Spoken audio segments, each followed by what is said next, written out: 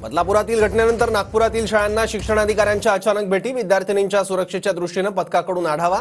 नागपूर जिल्ह्यातील 7 शाळांना कारणे दाखवा नोटीस। नांदेड जिल्ह्यात गेल्या 2 दिवसांपासून मुसळधार पाऊस सुरू, अनेक घरांची पडझड तर शेती पिकांचं अतोनात नुकसान। किनवट, हिमायतनगर तालुक्यात सर्वाधिक पावसाचा फटका। परभणी जिल्ह्यात मुसळधार पाऊस, गोदावरी नदीला पूर, मंदिरं पाण्याखाली, पूर पाहण्यासाठी नागरिकांची गर्दी।